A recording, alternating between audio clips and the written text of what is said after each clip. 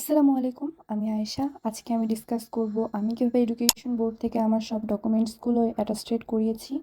কতটা লেন্দি ছিল প্রসেসিং, কত টাকা লেগেছে, কি ডকুমেন্ট অ্যাটাস্টেশন করিয়েছি, কোন বোর্ড থেকে অ্যাটাস্টেশন করিয়েছি, সবকিছু আজকে ডিসকাস করব। ওকে, লেটস স্টার্ট। কোন বোর্ড থেকে অ্যাটাস্টেড করাবেন? যেই বোর্ডের আন্ডারে এক্সাম দিয়েছেন আপনার এসএসসি অ্যান্ড এইচএসসি, সেই বোর্ডের আন্ডারেই আপনাকে অ্যাটাস্টেড করাতে হবে। যেহেতু আমি ঢাকা বোর্ডের আন্ডারে ছিলাম, সেহেতু আমি ঢাকা বোর্ড থেকেই অ্যাটাস্টেড করিয়েছি।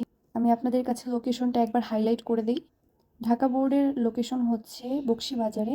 কেউ যদি আসতে চান সে সায়েন্স ল্যাব পর্যন্ত আসতে পারেন বা নিউ মার্কেট পর্যন্ত আসতে পারেন। সেখান থেকে ঠিকানা, মৌমিতা, ডি লিঙ্ক পেয়ে যাবেন। ওখান থেকে হয়তো 10 টাকা ভাড়া নিবে, তারপর আপনাকে সরাসরি এডুকেশন বোর্ডের সামনে নামিয়ে দিবে। তো সবার জন্য দুইটা সাজেশন। এক হচ্ছে একটু আর্লি যাওয়ার ট্রাই করবেন, যেহেতু 9টা থেকে 4টা পর্যন্ত অফিস টাইম।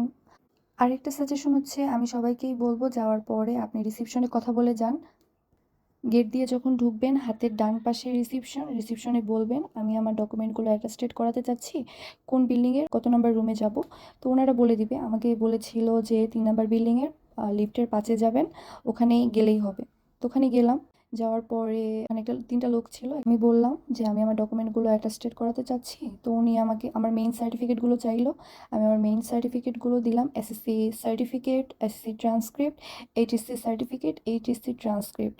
তো উনি একটা অ্যাপ্লিকেশন বের করলো, ওখানে লেখা ছিল আমি আমার ডকুমেন্টস অ্যাটাস্টেড করাতে চাচ্ছি, এই কত টাকা ওখানে লেখা ছিল।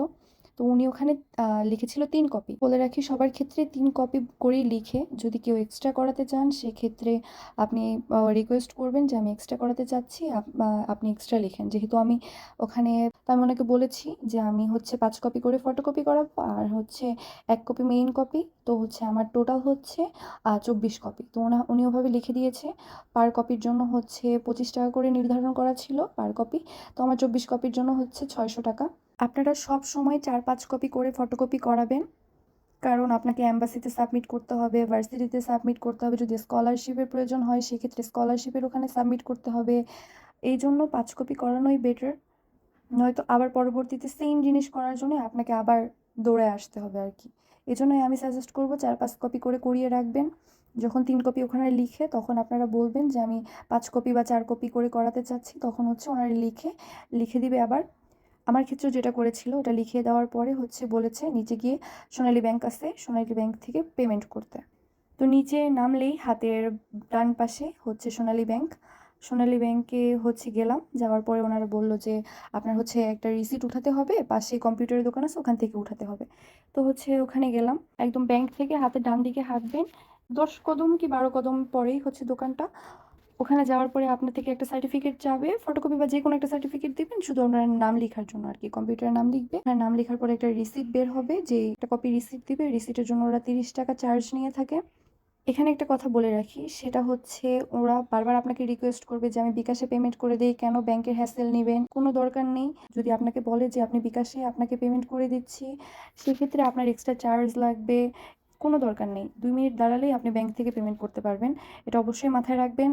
আরেকটা জিনিস মাথায় রাখবেন, আপনি বাইরে থেকে ফটোকপি করে নিয়ে আসবেন। আপনার যতগুলো ফটোকপি দরকার মেইন সার্টিফিকেটের, 2 টাকার মতোই রাখে সর্বোচ্চ। কিন্তু ওখান থেকে যদি আপনি ফটোকপি করান, পার ফটোকপির জন্য আপনার থেকে 6 টাকা করে চার্জ রাখবেন। তারপর কম্পিউটার দোকান থেকে বের হয়ে আপনি ব্যাংকে যাবেন, ব্যাংকের রিসিটটা দিবেন। রিসিটের মধ্যে আপনার ব্যাংকের একটা কোড থাকবে, নাম্বার থাকবে। অবশ্যই মনে রাখবেন যে উপর থেকে আপনাকে যে ফর্মটা দেওয়া হয়েছে, ওই ফর্মে ওই ব্যাংক অ্যাকাউন্টের নাম্বারটা লিখবেন, ওখানে আপনার নামের সিগনেচার দিবেন আপনার অ্যাপ্লিকেশনে, তারপর ব্যাংকে দিবেন। ব্যাংকে দেওয়ার পরে টাকা জমা দিবেন। টাকা দেওয়ার পরে ওরা আপনাকে একটা রিসিট ব্যাক দিবে, যেটা নিয়ে আপনি আবার সেই 3 নাম্বার বিল্ডিংয়ের লিফটের 5-এ যাবেন। যাওয়ার পরে আপনি পেমেন্ট রিসিপ্টটা ওনাদের হাতে দিবেন, আর তারপরে ওনারা বলবে যে আপনার সব ডকুমেন্টসগুলো দেন। এখানে অবশ্যই বলে রাখি, আপনার সব ডকুমেন্টগুলো একটা ফাইল আকারে সাজাবেন। আপনার এসএসসি সার্টিফিকেট উপরে মেইন কপি, তার নিচে আপনার সব ফটোকপিগুলো, তারপরে এসএসসি ট্রান্সক্রিপ্ট, তারপরে তার ফটোকপিগুলো, তারপরে আবার সেমভাবে রিপিট হবে এইচএসসি সার্টিফিকেট, এইচএসসি ট্রান্সক্রিপ্ট, ফটোকপিগুলো সাজাবেন। অবশ্যই মেইন পেপার উল্টিয়ে দিবেন, ফটোকপিগুলো ফ্রন্টে দিবেন। কারণ মেইন কপির ব্যাক সাইডে সিল দেওয়া হয় এবং ফটোকপির ফ্রন্ট সাইডে সিল দেওয়া হয়। সেক্ষেত্রে অবশ্যই খেয়াল রাখবেন। তারপর ওনাদের দিবেন, ওনারা ফাইলটা জমা নিবে, আর আপনাকে একটা রিসিট ব্যাক দিবে। যে রিসিটটা আপনার কাছে রাখবেন এবং রিসিটটা নেওয়ার সময় ওনারা ডেট আর টাইম আপনাকে বলে দিবে। আমি 9 তারিখ সাবমিট করেছিলাম, আমাকে বলেছিল 19 তারিখ আসেন। ওনারা হচ্ছে কর্মদিবস 7 দিনের মধ্যে আমাকে ব্যাক দিয়েছে। মাঝখানে একটা শুক্র, এক শনিবার ছিল। এজন্য হচ্ছে 2 দিন বাদ পড়েছে। তো আমি একটু সকালেই গিয়েছিলাম এবং সেম ভাবেই হচ্ছে 3 নাম্বার বিল্ডিং এর লিফটের 5 এ গিয়েছি।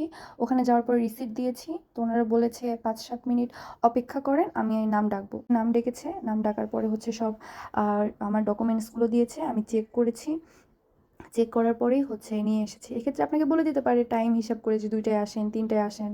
সেক্ষেত্রে ওই হিসাব করে না যাওয়াই বেটার, সকাল সকাল যাওয়াই বেটার। ওগুলো হয়েই যায়। ওই ডেটের মধ্যে ওগুলো হয়েই যায়।